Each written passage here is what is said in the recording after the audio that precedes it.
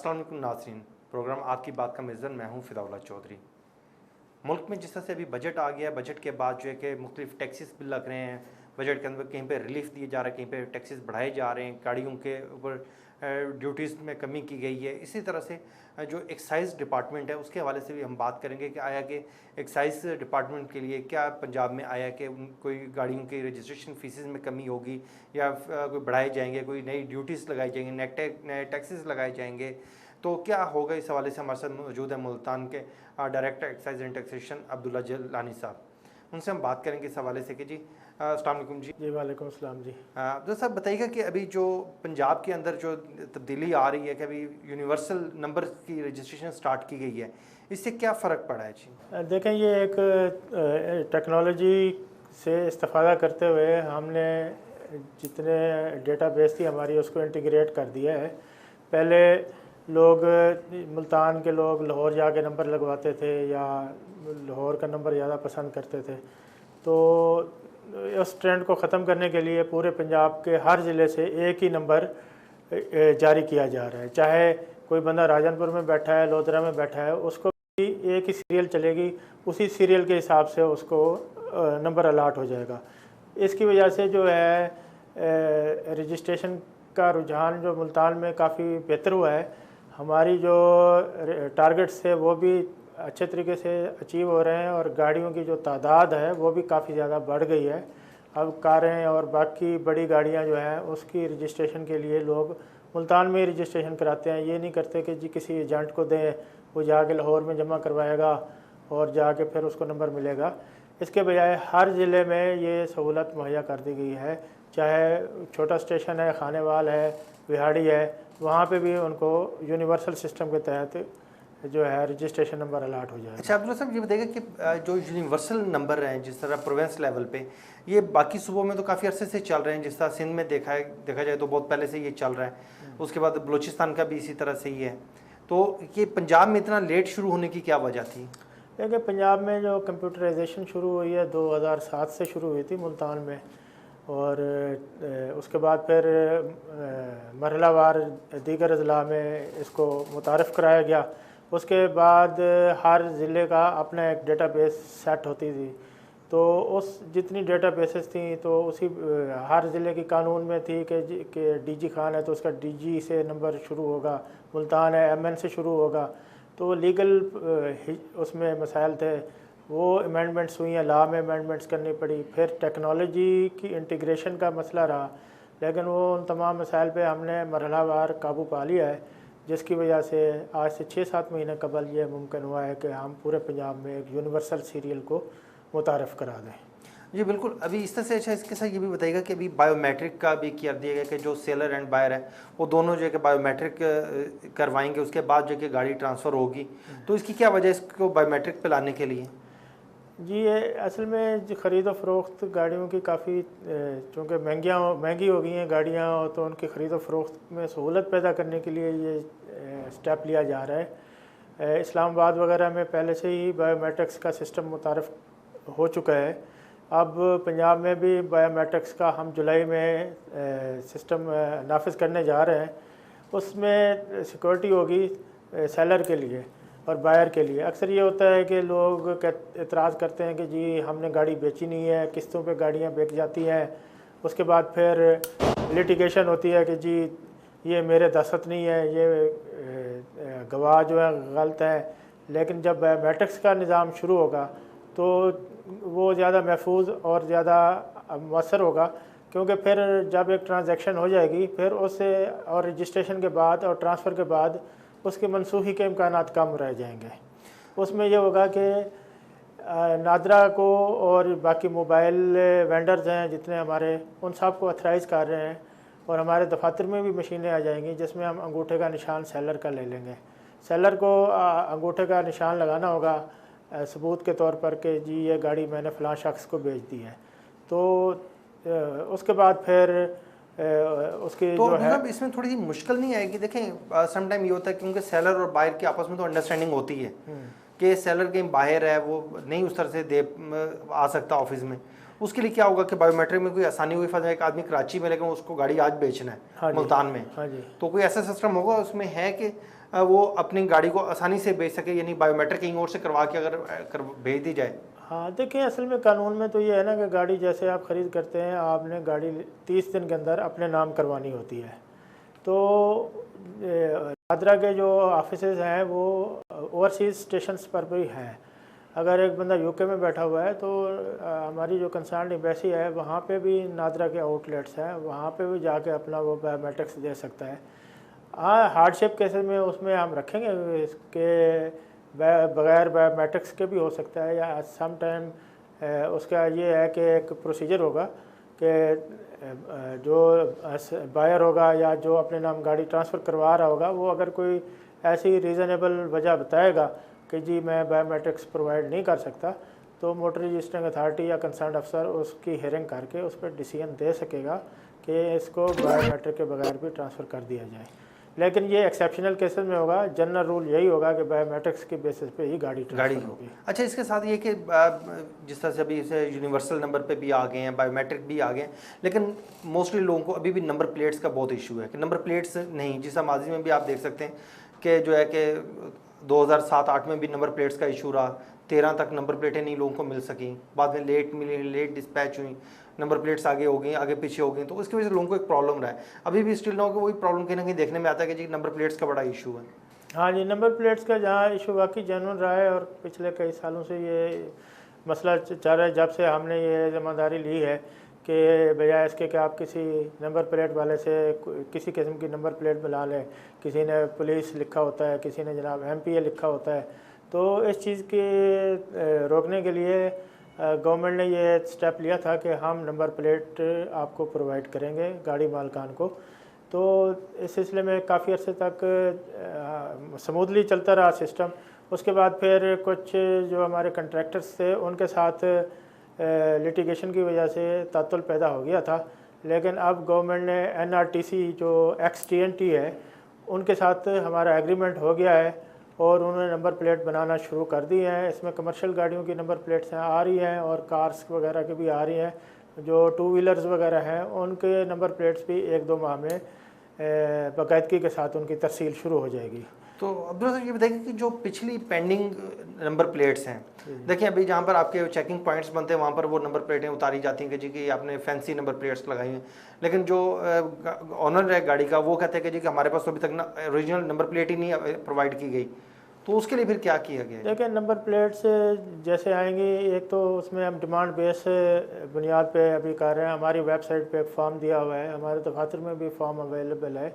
आपको अगर number plate दरकार है पुरानी गाड़ी के लिए तो आप उसकी रिक्वेस्ट भेज सकते हैं उस फॉर्म के ज़रिए कि जी मुझे इस गाड़ी की नंबर प्लेट चाहिए। इस तरह हुआ था कि 14 में जब कुछ अरसे के लिए नंबर प्लेट की तरसील में ताख़ीर हुई थी, उसके बाद फिर हमारे पास दफातर में नंबर प्लेट्स का स्टॉक इकट्ठा हो गया था। अब भी हमारे दफातर में काफ़ी तादाद में नंबर प्लेटें पड़ी हुई हैं जिनको कलेक्ट करने के लिए कंसर्न लोग आ नहीं रहे।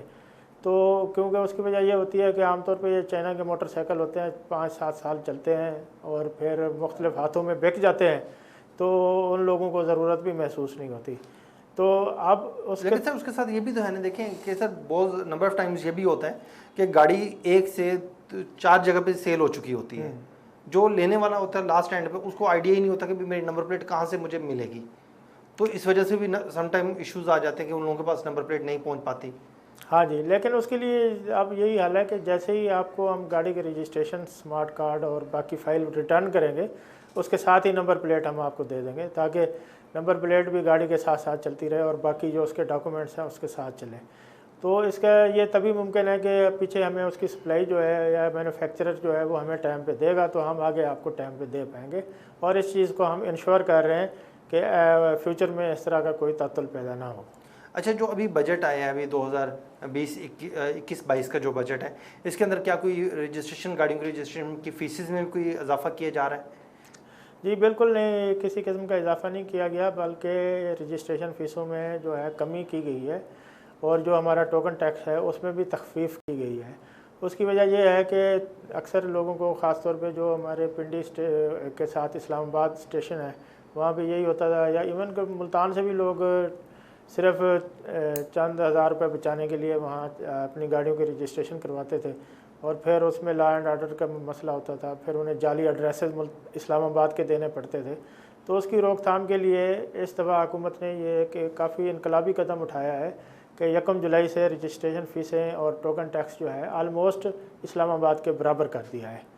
तो रजिस्ट्रेशन फ़ीसों में तखफीफ की गई है, जिसकी वजह से तो अंदाज़न कितने % का जो मार्कअप होगा जो कि कम हो जाएगा, यानी कि फीसिस में लोगों को हाँ ये फैसिलिटी मिलेगी? क्या मुख्तलिफ कैटेगरीज़ में मुख्तलिफ रेट्स हैं, तो काफ़ी उसमें समझेंगे तकरीबन 20% जो है वो रिलीफ मिलेगा। बिल्कुल ठीक हो गया। अच्छा सर, इसके साथ ये बताइएगा कि अभी एडवर्टाइजमेंट जो है कि एक्साइज एंड टैक्सेशन के पास ये भी डिपार्टमेंट है कि वो जो प्रॉपर्टी टैक्सेस हैं वही वसूल करता है। तो इस हवाले से अभी बहुत से लोगों को भी प्रॉब्लम्स होते हैं, वो कहते हैं कि जी कि हमारे टैक्सेस बहुत ज़्यादा बना दिए जाते हैं। क्या कोई नए स्लैब्स क्रिएट किए गए हैं, किस तरह से किया गया कि घरों के जो है कि प्रॉपर्टी टैक्स जो है वो कहते हैं जी कि ऑनरशिप है लेकिन उस पर टैक्स लग गया है, जो एक इसमें रेंटल का होता है कि जी रेंटल के लिए अलग टैक्सेस होते हैं। तो इस तरह से लोग, आम आदमी इसको अभी तक समझ ही नहीं पाया कि ये प्रॉपर्टी टैक्सेस का सिस्टम क्या है। लेकिन पहले जो प्रॉपर्टी टैक्स था वो उसमें रेंट बेस पे होता था कि जी आपकी दुकान का पूछते थे इंस्पेक्टर साहबान जाके कितना किराया है, या ऑफिस है तो उसका कितना किराया है। उसमें काफ़ी ज़्यादा उसमें डिस्क्रिशन थी।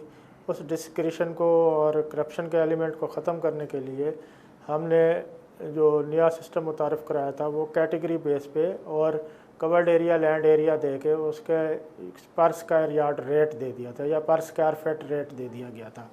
तो उस आपके कवर्ड एरिया लैंड एरिया लेके उसके बाद फिर वही फार्मूला या जो भी उसका रेट था वो लगा के उसकी टैक्स की शरह का तयन किया जाता था।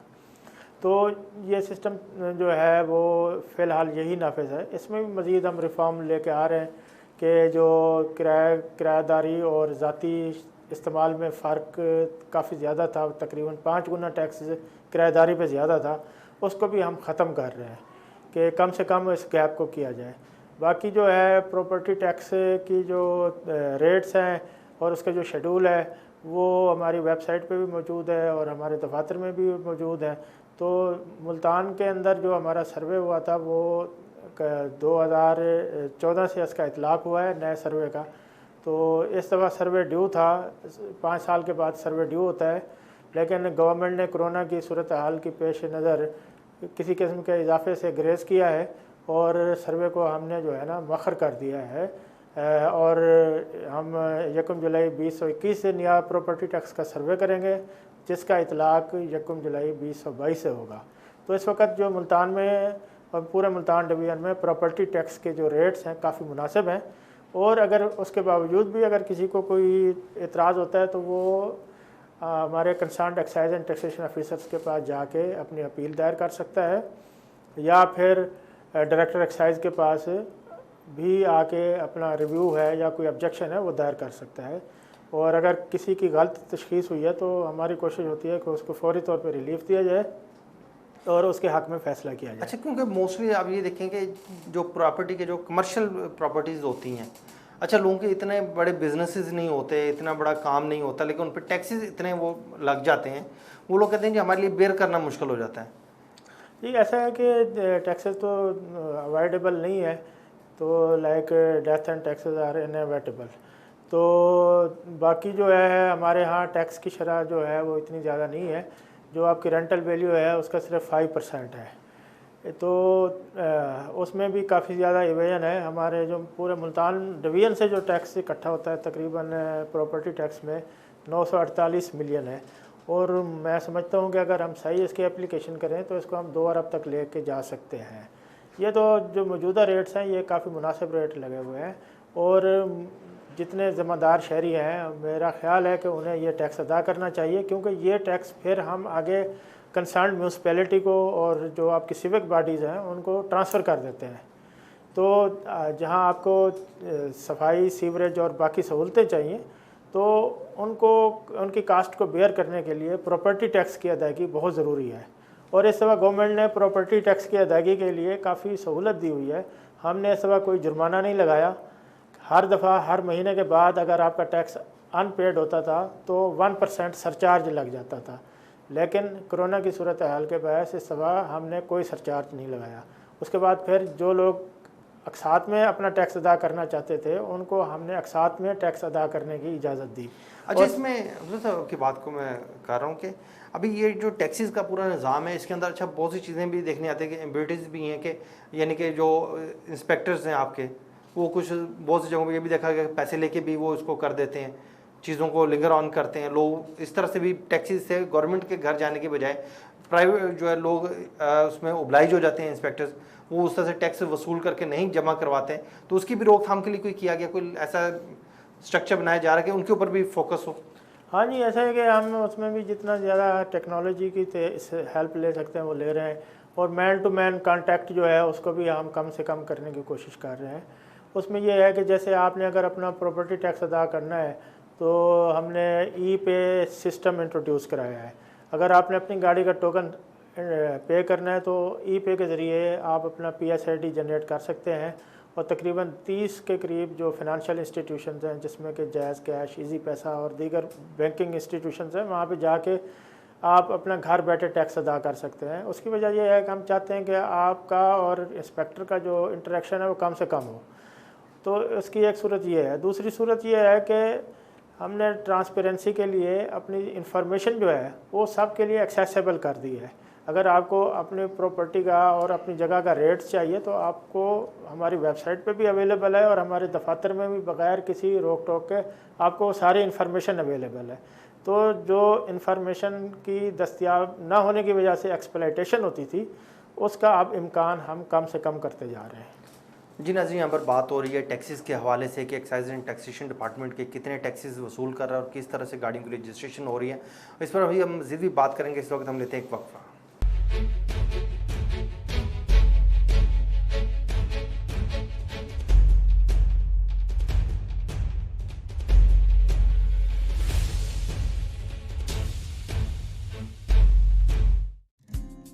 अपनी छत, हर एक का ख्वाब जो अब आपके लिए ख्वाब नहीं बल्कि एक ऐसी हकीकत है जो आपकी क़ुव्वत खरीद के मुताबिक है। यूनियन कॉम्प्लेक्स लाहौर जदीद तरीन बैनुल अक़वामी मयार की सहूलियात से मुज़य्यन, a modern and comfortable living experience, main Ferozepur road और लाहौर रिंग रोड के संगम पर वाक़े। एयरपोर्ट से 20 मिनट, कलमा चौक से 15 मिनट और डिफेंस से 10 मिनट की ड्राइव पर मुनासिब कीमत पर स्टूडियो, 1 बेड, 2 बेड और 3 बेड के मॉडर्न अपार्टमेंट्स, जदीद तरीन तर्ज रिहाइश की सहूलियात, हाईटेक लिफ्ट, वसी कार पार्किंग और कार वॉश की सहूलत, जिम और स्विमिंग पूल, मुकम्मल एयर कंडीशन और दीदा ज़ेब जामे मस्जिद, एग्जेक्टिव लॉन्जेस, मुकम्मल gated community, day care centre, इंतहाई मुनफरिद और पुरफिजा, rooftop recreational area, 24/7 CCTV, security guards और मेंटेनेंस सर्विस। आज ही साइट विजिट करें और मॉडल अपार्टमेंट देखकर बुकिंग करवाएं। काबिले एतमाद सरमायाकारी जो दे भरपूर और यकीनी मुनाफा। Financial partner silk bank limited, designed by landmark consultants, a project by AYQ developers. Union complex Lahore, जदीद तर्ज रिहाइश अब आपकी क़ुव्वत खरीद में।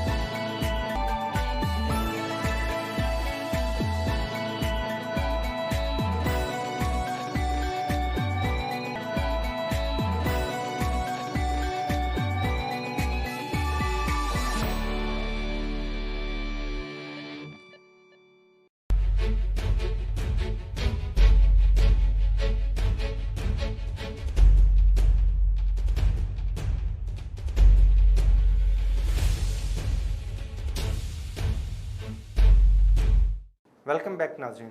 बात हो रही थी अब्दुल्ला जलवानी साहब से, director excise and taxation Multan division से, कि टैक्सेस के बारे में कि किस तरह से भी टैक्सेस वसूल किए गए। गाड़ियों के रजिस्ट्रेशन के हवाले से उन्होंने काफ़ी इन्फॉर्मेशन दी कि जी के गाड़ियों के जो किस तरह से हो रहा है, प्रॉपर्टी टैक्सेस का क्या शेड्यूल चल रहा है, किस तरह से होना चाहिए। इसके साथ साथ अभी हम बात करते हैं, उनसे पूछते हैं कि जी जो ई पेमेंट्स का एक सिस्टम राइज किया गया है कि घर बैठे जो है कि आप आसानी के साथ अपने टैक्सेस भर सकते हैं। इसके साथ कि किस तरह से भी इसको मैनेज किया जाएगा, क्या है कि लोग विलिंगली अभी इसको अडॉप्ट कर रहे हैं या कि लोग डिफ़ॉल्टर्स हैं, या क्या इसके बारे में अब्दुल्ला साहब बताइएगा कि जो ई पेमेंट्स का जो सिस्टम किया गया है, इससे क्या लोग इसमें आसानी से इसको मैनेज कर रहे हैं, आसानी से लोग इसमें विलिंगली आ रहे हैं? देखिए, इसमें जो है हमने प्रॉपर्टी टैक्स और जो टोकन टैक्स है वो ई पे कर दिया है। टोकन टैक्स तो 100% हमने ई पे कर दिया है, मासवाए जो न्यू रजिस्ट्रेशन के केसेस आते हैं वो हम दफातर में उनका टोकन टैक्स लेते हैं। रजिस्ट्रेशन के बाद जो सालाना टोकन है वो सारा ई पे आ गया है।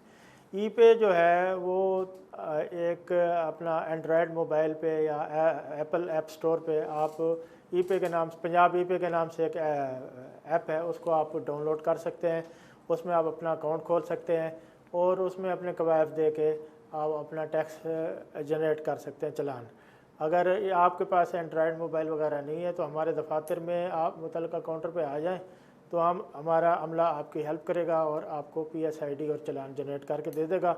वो 24 हिंदुओं का एक चालान नंबर देंगे आपको, जो आपने जाके इजी पैसा या जायज़ कैश या किसी बैंक में जाकर बताना है, तो वो उनके सिस्टम में भी वो अमाउंट शो हो रही होगी और आपने वहाँ पे वो पैसे जमा करा देने। इसमें फ़ायदा ये है कि आपको 5% रियायत मिलेगी, और अगर आपका टैक्स फ़र्ज़ करेंगे 1000 रुपया है तो उसमें आपको 5% डिस्काउंट मिलेगा, चाहे वो आप प्रॉपर्टी टैक्स अदा कर रहे हैं या चाहे आप अपना टोकन टैक्स अदा कर रहे हैं। मैं समझता हूँ कि ये गवर्नमेंट की तरफ से एक बहुत बड़ी सहूलत है कि आप दफ्तर आए बगैर अपना घर बैठे अपना ई पे के ज़रिए अपना टैक्स अदा कर सकते हैं।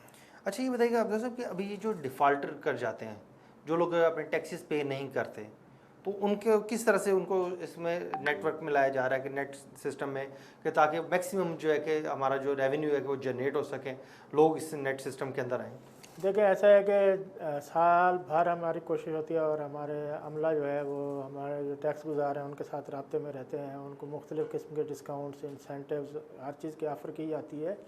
लेकिन इसके बावजूद जानबूझ के जो लोग अब जून के महीने भी अपना प्रॉपर्टी टैक्स अदा नहीं कर रहे या अपनी गाड़ियों का टोकन अदा नहीं कर रहे, प्रोफेशनल टैक्स अदा नहीं कर रहे, तो उनके ख़िलाफ़ हमारे पास एक मुख्तलिफ़ कवानीन के तहत अख्तियारात हासिल हैं कार्रवाई करने के, जिसमें लैंड रेवेन्यू एक्ट के तहत हम उनकी कुर्की जायदाद कर सकते हैं, वारंट ऑफ अरेस्ट उनके जारी कर सकते हैं, और जब तक उनकी अदायगी नहीं होती उस वक़्त तक उन्हें जो है डिटेंशन में रख सकते हैं।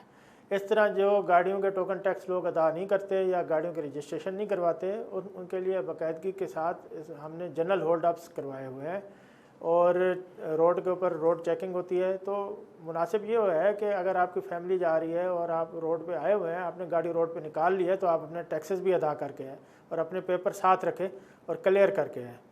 तो इसके लिए गाड़ी बजाय इसके कि आपका गाड़ी का नंबर मुअत्तल हो जाएगा, सस्पेंड हो जाएगा, सस्पेंशन की इंफॉर्मेशन ट्रैफिक पुलिस के पास और मुख्तलिफ एजेंसीज़ के पास चली जाती है, तो फिर आपके पास राइट नहीं होता कि आप वो नंबर प्लेट को डिस्प्ले करें। तो सस्पेंशन की एक कार्रवाई होती है, उसके बाद फिर कैंसिलेशन भी हो सकती है आपकी गाड़ी के रजिस्ट्रेशन की, और गाड़ी बंद भी हो सकती है।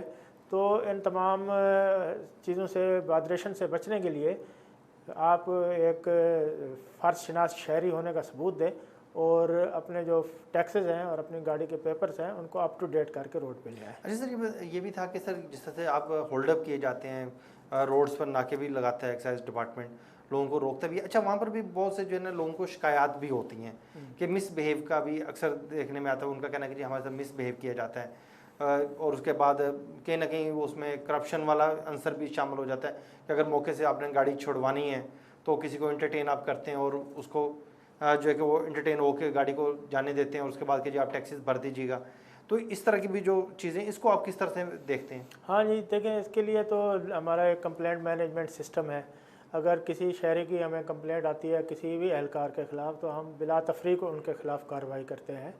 और साथ ही अब ये है कि हमारी कोशिश ये होती है कि मौके के ऊपर ही टैक्स जो है ई पे हम रिकवर कर लें, उसके लिए अब हमने ये अरेंजमेंट किया हुआ है कि ई पे और जो इजी पैसा या जैज़ कैश का काउंटर या जो होता है या कंसर्न अमला हमारे चेकिंग टीम के साथ होता है, ताकि जिसने जितना टैक्स देना है गाड़ी का वो मौके पे अदा कर ले, उसको मौके पे ही रसीद जारी कर दी जाए और उसको ज़्यादा थ्रेट ना हो और ज़्यादा तकलीफ़ ना हो।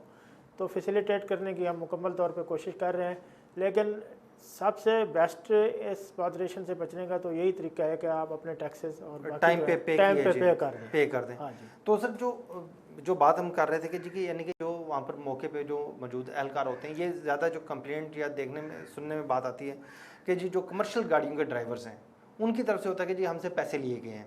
एक्साइज डिपार्टमेंट के जो लोग थे जी जो नाके पे खड़े थे, अगर नहीं वो जी मालकों ने भरने थे पैसे, उन्होंने नहीं भरे लेकिन गाड़ी हमारी रोकेगी, हमसे पैसे लेके हमें फिर जाने दिया गया। तो इसको आप क्या? नहीं, ऐसा नहीं है, क्योंकि कमर्शियल गाड़ियों को या जो रोड के ऊपर गाड़ियाँ जो आमतौर पर चल रही हैं उनको हम कम ही चेक करते हैं। ये सेक्रेटरी आरटीए या ट्रैफिक पुलिस चेक करता है या इवन कोई भी चेक करे। हमें किसी को रिश्वत देने की, पैसे देने की बिल्कुल सख्ती के साथ ममनू है, और किसी को अगर इस तरह की कोई शिकायत होती है तो हम बिल्कुल तादीबी कार्रवाई करते हैं, और उसमें किसी भी अहलकार को अगर वो इसमें मुलव्वस होता है तो उसके ख़िलाफ़ पीडा एक्ट होता है, और बाकी जो एंटी करप्शन की कार्रवाई है वो हम करते हैं। तो इसकी रोकथाम के लिए पूरी कोशिश कर रहे हैं, लेकिन मेरी यही है गुजारिश तमाम रोड यूज़र से कि इस तरह का मौका ही ना आने दें, और अगर आपके पेपर ठीक हैं, बाकी हर चीज़ ठीक है, तो आपको कोई तंग नहीं कर। अच्छा सर, इसके साथ बताइए कभी रिफॉर्म्स आ रही है कि जो पहले नहीं था, पहले सिर्फ शहर की हदूद के अंदर जो है प्रॉपर्टी टैक्सेस, कमर्शियल टैक्सेस लिए जाते थे कमर्शियल प्रॉपर्टीज़ के, अब हाईवेज़ पे और मोटरवेज़ पे भी कहा जा रहा है कि जी अब टैक्सेस वसूल किए जाएंगे। तो वो किस तरह से उसकी क्या जुडिक्शन होगी, उसके अंदर क्या स्लैब्स बनेंगे लोगों को एक इन्फॉर्मेशन के लिए, कि ताकि लोग उसको अभी से समझना शुरू करेंगे तो कल को पे भी करेंगे इस साल के एंड तक? जी, पहले ऐसा था कि प्रॉपर्टी टैक्स सिर्फ अर्बन एरियाज़ में, जिन्हें हम रेटिंग एरियाज़ कहते हैं, उनके अंदर लगाया जाता है। तो हाल ही में जो है गवर्नमेंट ने जहाँ और काफ़ी सारे रिफॉर्म्स किए हैं कि शहरी जायदाद के अंदर जो प्लाट्स हैं, खाली प्लाट्स हैं, उनके ऊपर भी 3 साल के बाद अगर कंस्ट्रक्शन नहीं होती तो टैक्स लगना शुरू हो जाता है। इस तरह जो गवर्नमेंट ने अब शहरी हदूद से बाहर मेन रोड्स, हाईवेज़ या मोटरवेज़ हैं, जहाँ पे इन रोड्स की वजह से कमर्शियल वैल्यू बढ़ गई है प्रॉपर्टीज़ की, उनके ऊपर टैक्स लगा दिया है।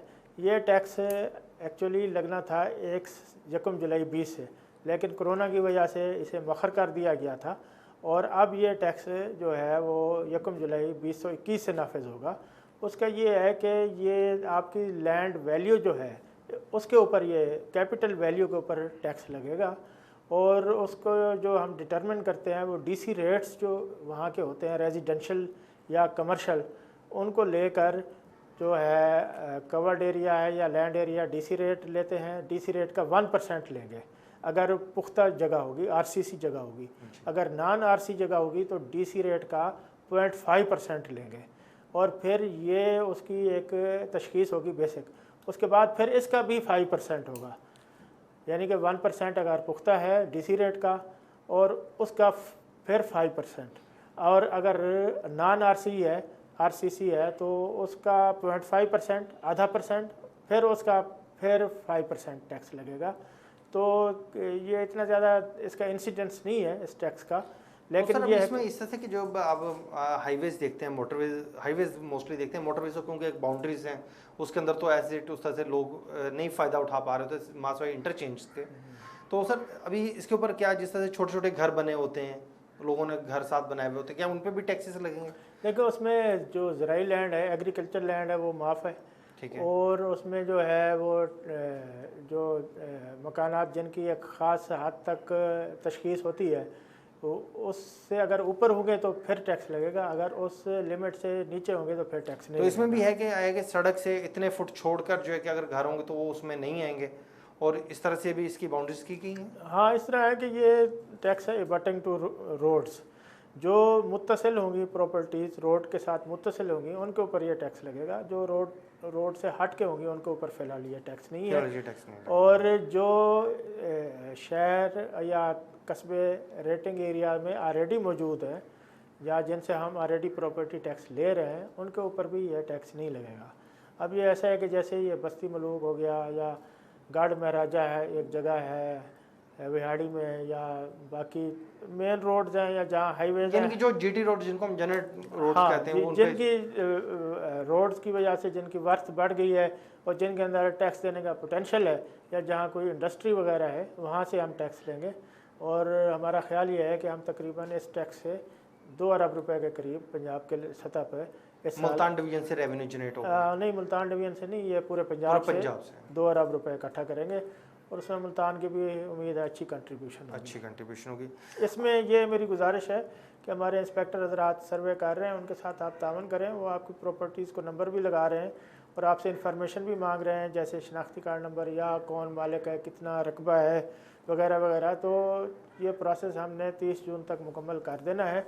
और जिन हजरात को इस टैक्स के ऊपर कोई इतराज़ है या तशख़ीस के ऊपर कोई इतराज़ है या प्रॉपर्टी के इस्तेमाल के ऊपर किसी किस्म का भी इतराज़ है, वो मुतलका concerned district excise and taxation officer से रब्ता कर सकते हैं, क्योंकि 30 जून के बाद फिर हमने ये लिस्ट फाइनल कर देनी है और टैक्स चलान जाना शुरू हो जाएंगे। इसलिए आप मुतलका ऑफिसर से रब्ता करके चेक करेंगे क्या उन्होंने आपके कवायद दुरुस्त दर्ज किए हैं और टैक्स की तशख़ीस दुरुस्त की है। अगर उसमें कोई गलत तशख़ीस की गई है तो ये मौका है, हम उसको दुरुस्त कर सकते हैं। अच्छा सर, ये बताइएगा जिस तरह से अभी सिनेमाज, थिएटर्स, इनके ऊपर भी टैक्सेस हैं, कोविड की वजह से क्या इनको स्पेशल कोई रिलीफ दिया गया है या किस तरह से इसको? देखिए, सिनेमा थिएटर्स के ऊपर जो है इनको एग्जाम्पशन काफ़ी अर्से से चल रही है, पिछली गवर्नमेंट से ही। उसके बाद फिर मौजूदा गवर्नमेंट ने भी सिनेमास को जो है एग्जाम्प्ट किया हुआ है तफरीही टैक्स से। इस तरह जो हमारे थिएटर्स वगैरह हैं उनको भी फ़िलहाल जो है वो काफ़ी ज़्यादा एग्जाम्पशंस हासिल हैं कोरोना की वजह से। तो उसके बाद फिर उम्मीद है कि ये एग्जाम्पशंस जो है, क्योंकि गवर्नमेंट का यही मोटो है कि इनको मज़ीद जो है फ़रोग़ दिया जाए, तो मज़ीद ये ताकि एंटरटेनमेंट के लिए, एंटरटेनमेंट और तफरीह के मौके ज़्यादा से ज़्यादा मैसर हों लोगों को। इसलिए तफरीही ड्यूटी जो है वो आलमोस्ट ख़त्म हो गई है, एंटरटेनमेंट ड्यूटी ख़त्म हो गई है। तो इस वजह से सर ये जो अभी जो पहले भी देखा जाता है कि जो ये सिनेमास थे इनके ऊपर जो प्रॉपर्टी टैक्सेस हैं उनके ऊपर भी कोई एग्जाम्पशंस हैं। एक तो है कि वहाँ पर एंटरटेनमेंट के ऊपर भी पहले टैक्सेस होते थे, यानी कि जो अगर ड्रामा चल रहा है या फिल्म चल रही उस पर टैक्सेस होते थे। जो प्रॉपर्टी है उस पर भी कोई एग्जाम्पशंस हैं? देखिए, प्रॉपर्टी की एग्जाम्पशन लास्ट ईयर गवर्नमेंट ने दी थी कि उनका पूरे साल का प्रॉपर्टी टैक्स कोरोना की वजह से ख़त्म कर दिया गया था, क्योंकि 20 मार्च 2020 के बाद लॉकडाउन शुरू हो गया था। तो उसके बाद फिर मार्च में ही गवर्नमेंट ने नोटिफिकेशन जारी कर दिया था कि जिन लोगों ने प्रॉपर्टी टैक्स अदा नहीं किया, जिसमें सिनेमा मालिकान भी शामिल थे, उनको ब्लैंक जो है एग्जाम्पशन दे दी गई थी, पूरे साल का उनका टैक्स माफ़ कर दिया गया था। माफ़ कर दिया। तो ये होटल्स पर भी इसी तरह से, रेस्टोरेंट्स, होटल्स, चाहे कोई भी प्रॉपर्टी थी वो पूरे कमर्शियल, यानी कि जिनका चाहे कमर्शियल थी चाहे रेजिडेंशियल थी, ठीक, तो पूरे साल का 2019 और 2020 का जो टैक्स था वो पूरे माली साल का टैक्स माफ़ कर दिया गया था। ये गवर्नमेंट ने रिलीफ पैकेज दिया था। जी बिल्कुल नाज़रीन, जिस तरह से अब्दुल्ला जबलानी साहब बता रहे हैं कि जी के अभी जो टैक्सेस हैं कि उसके अंदर नई रिफॉर्म्स भी आ रही हैं। अभी मोटरवेज़ और हाईवेज़ पर जो लोग कमर्शियल शॉप्स बनाई हुई या घर बनाए हुए हैं उनको भी टैक्सेस देने पड़ेंगे। इस हवाले से मज़ीद भी बात करेंगे कि एक्साइज डिपार्टमेंट मज़ीद किस तरह से काम कर रहा है और क्या, यानी कि जो टैक्सेस के हवाले से किस तरह से रेवेन्यू जनरेट करने के लिए मैक्सिमम लेवल पर जो पंजाब में कोशिश की जा रही है। इस वक्त हम ब्रेक लेते हैं और ब्रेक के बाद फिर मिलते हैं।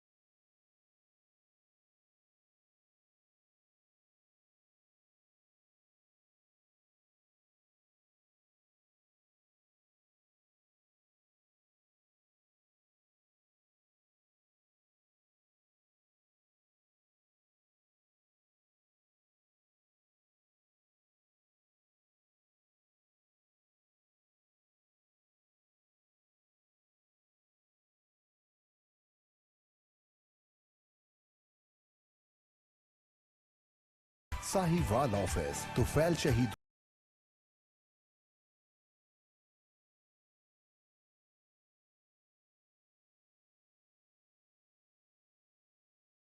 जावेद 0301-793-60। नोर प्लस ब्यूटी क्रीम जो आपकी जेल को दे सिर्फ 5 दिनों में स्पॉटलेस ब्यूटी के साथ साथ ग्लोइंग और खूबसूरत स्किन। इसमें शामिल कुदरती अज्जा के अलावा वाइट वीटा कॉम्प्लेक्स जो आपके चेहरे को दे एक नई चमक। कील मुहासों से पाक, निखरा, बेदाग और शफाफ चेहरा। नोर प्लस ब्यूटी क्रीम से आपकी नई स्किन एक्सपर्ट अब आपकी पहुंच में। खूबसूरती लाजवाल हुस्न है।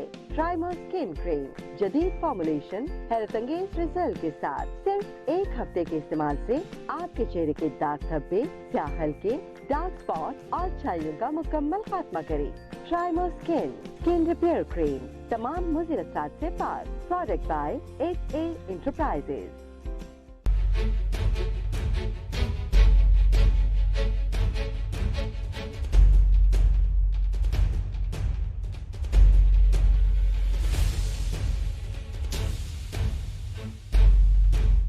वेलकम बैक नाज़रीन। बात हो रही थी टैक्सीज़ के हवाले से, एक्साइज़ के हवाले से, एक्साइज़ डिपार्टमेंट के हवाले से, गाड़ियों की भी बात हुई, कमर्शियल प्रॉपर्टी टैक्सीज़ की भी बात हुई। इस तरह से अभी हम मज़ीद भी इस पर करते हैं कि जी बात करते हैं अब्दुल्ला जलबानी साहब से, जो director excise and taxation Multan division है, उनसे कि जी कि पुरानी गाड़ियों का भी एक बहुत बड़ा मसला होता है कि उनकी जो उन लोगों ने अपने नाम पे नहीं करवाई और अब उनको जो है कि बायोमेट्रिक का भी कहा जा रहा है, उनके लिए नई रिफॉर्म्स आ गई हैं। क्योंकि बहुत से ऐसे लोग हमारे लोग हैं जिन्होंने 5-5 साल हो गए, 10-10 सालों की गाड़ियाँ दूसरों के नाम पे वो यूज़ कर रहे हैं।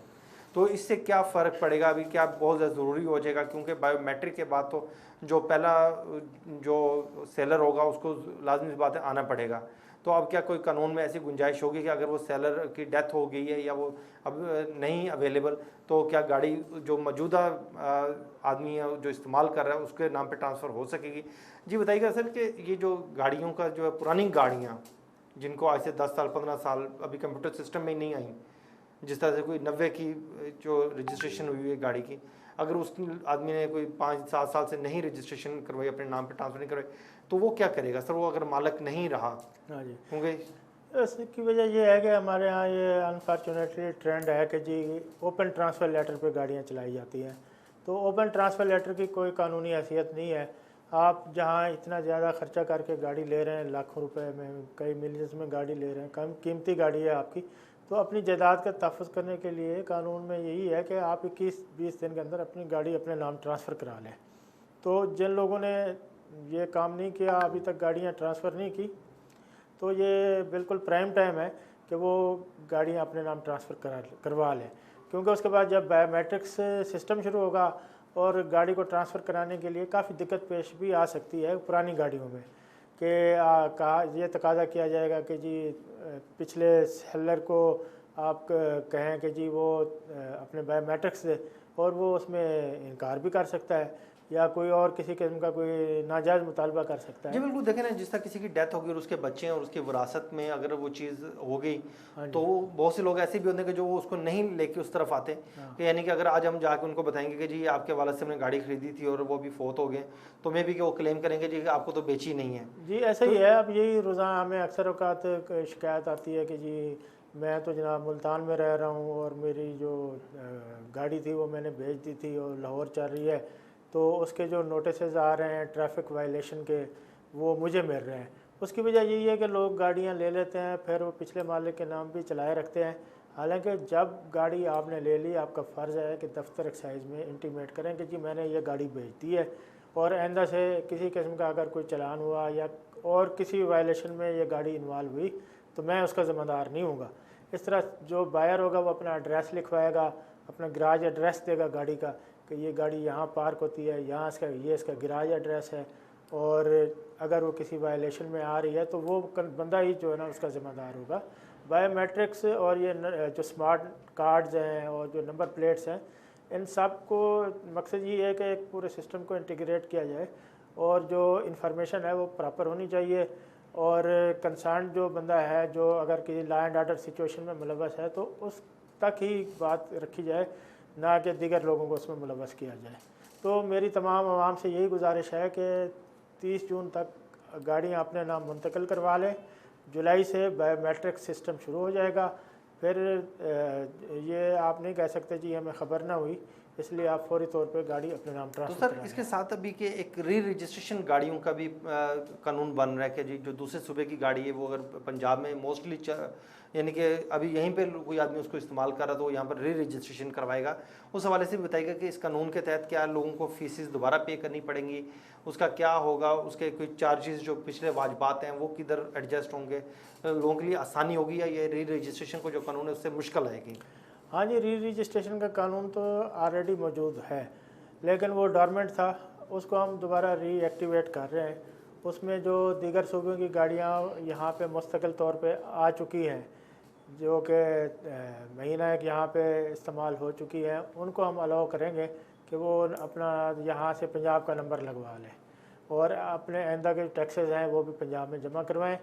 उसकी कोई इजाफी फ़ीस नहीं होगी, सिर्फ आपने पिछली रजिस्ट्रेशन के डॉक्यूमेंट्स और अपनी नंबर प्लेट हमारे पास जमा करवानी होगी। हम आपको पंजाब का नंबर और पंजाब की नंबर प्लेट जारी कर देंगे बगैर किसी इजाफी फ़ीस के। तो सर ये जो नंबर प्लेट जारी होगी, आया कि ये अभी फॉर एग्जांपल एक आदमी अगर आज 2021 में करवाता है री रजिस्ट्रेशन का, तो उसको 21 का नंबर मिलेगा या कि जिस सन की उसकी रजिस्ट्रेशन हुई किसी और सूबे की उसी साल का उसको नंबर जारी किया जाएगा?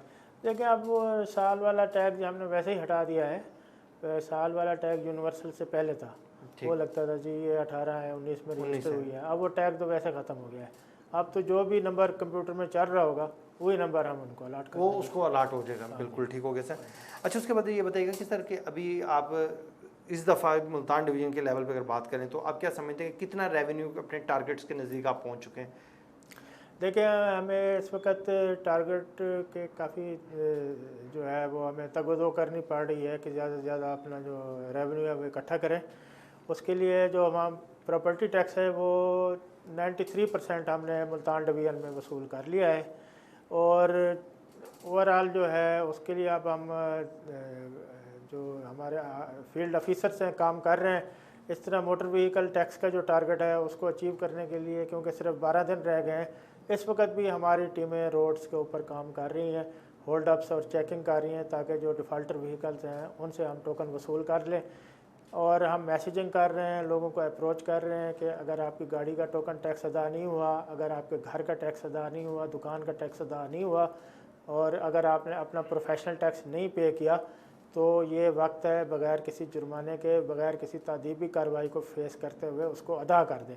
अदरवाइज़ 1 जुलाई से फिर आपके ऊपर ये फ़ाइन लग जाएगा, सरचार्ज लग जाएगा और फिर आपके ख़िलाफ़ जो है वो कर्से मैयर लिए जाएंगे, जिसमें कि आपकी जायदाद की कुर्की भी शामिल हो सकती है और वारंट ऑफ अरेस्ट भी एग्जीक्यूट हो सकते हैं। तो इस नाखुशगवार सूरत हाल से बचने के लिए 30 जून से पहले अपना टारगेट, अपना जो टैक्स है वो क्लियर कर दें। तो आप क्या समझते हैं कि इस दफ़ा जो पंजाब की क्लोजिंग होगी उसमें मुल्तान किस नंबर पे स्टैंड करेगा रेवेन्यू के हवाले से एक्साइज में?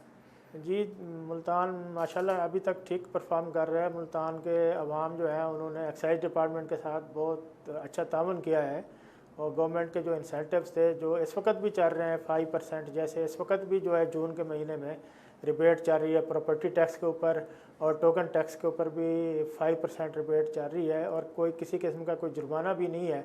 तो इसकी वजह से मुल्तान में जो मुल्तान डिवीज़न की रिकवरी है वो काफ़ी बेहतर है और मुझे उम्मीद है कि हम जो है साउथ में नंबर 1 होंगे और ओवरऑल पंजाब लेवल पे दूसरी तीसरी पोजीशन पे होंगे। बिल्कुल ठीक हो गया सर। अच्छा, ये बताइएगा सर कि एक्साइज जो डिपार्टमेंट है आपका, इसके अंदर एक नारकोटिक्स विंग बना हुआ है, उसके बारे में बताइएगा कि वो किस तरह से काम करता है? जी, नारकोटिक्स विंग जो है अलहदा हमारे डायरेक्टरेट जनरल डीजी साहब इसको लुक आफ्टर करते हैं। तो इसकी कानून साजी इस वक्त हो रही है जो कि पंजाब एंटी नारकोटिक्स लॉ 2021 उसका ड्राफ्ट तैयार है और असम्बली में वो पास होने के लिए गया हुआ है। चूँकि 18वीं तरमीम के बाद मंशियात से मुतल्लिका काफ़ी सारे फंक्शंस उन्होंने प्रोविंशियल गवर्नमेंट को डिवॉल्व कर दिए थे, उसके लिए हमारे पास एक फ़ोर्स की ज़रूरत थी। तो एक स्कैटर्ड किस्म का हम एक इंफ्रास्ट्रक्चर भी अपना रेज़ कर रहे हैं जिसमें कि एंटी नारकोटिक्स पुलिस स्टेशन होते हैं। इस वक्त एक्साइज डिपार्टमेंट अगर किसी मंशियात का रेड करता है या किसी मंशियात फरोश को पकड़ता है तो हम सिर्फ उसका जो FIR दर्ज करके बाकी उसकी जो इन्वेस्टिगेशन है वो पुलिस के ज़िम्मे होती है, जिसकी वजह से अक्सर औकात जो केसेस हैं वो ख़राब हो जाते हैं या उनको सज़ाएँ उस तरीके से नहीं मिलती, कन्विक्शन नहीं होती जिस तरीके से होनी चाहिए थी। तो मुल्तान के अंदर भी उसमें एक पुलिस स्टेशन शामिल है जिसमें कि हम साउथ के DG खान, रहीम यार खान, बहावलपुर, इन सब को लुक आफ्टर करेंगे। और 26 जून को मंशियात डे मनाया जा रहा है, उसमें भी हमने वाक और सेमिनार्स का अहतमाम किया हुआ है, अवेयरनेस हम पैदा कर रहे हैं।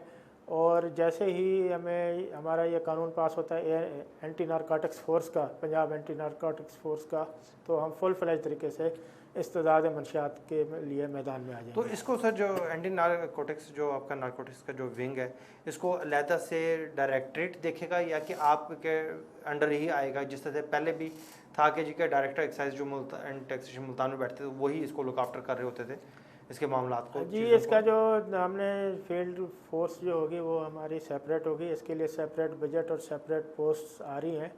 उसमें इनको जो है जिस तरह पुलिस को इख्तियारात हासिल हैं या ANF को इख्तियारात हासिल हैं वो उनको वही इख्तियारात दिए जाएंगे।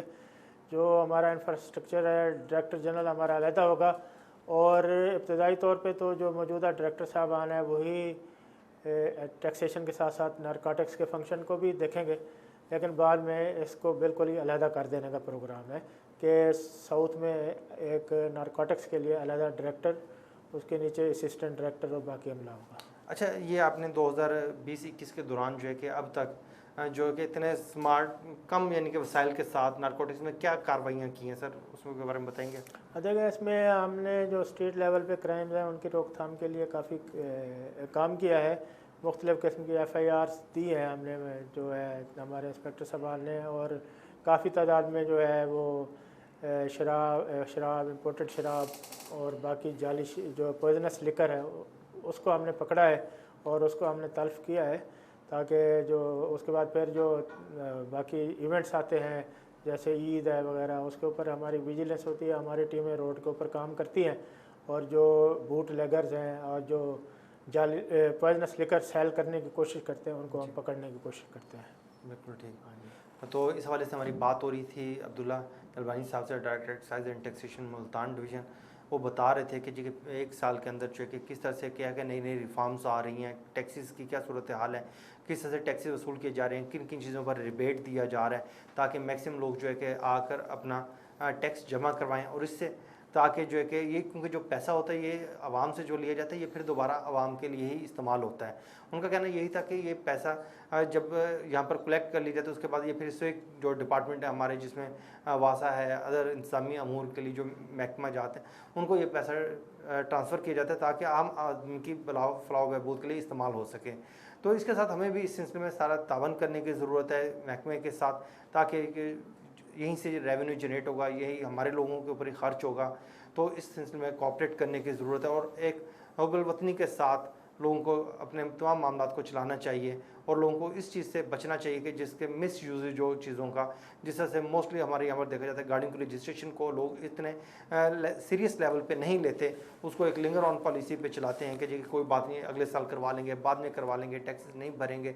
लेकिन अब जो है कि नई रिफॉर्म्स के मुताबिक लोगों को एक सिस्टम में लाया जा रहा है, उनके ख़िलाफ़ जो लोग नहीं टैक्स जमा कराएंगे उनकी गाड़ियों के नंबर सस्पेंड कर दिए जाएंगे, वो फिर गाड़ियाँ सड़क पर सब नहीं लाई जा सकेंगी। इसके साथ ही इजाज़त दीजिए, अल्लाह हाफ़िज़।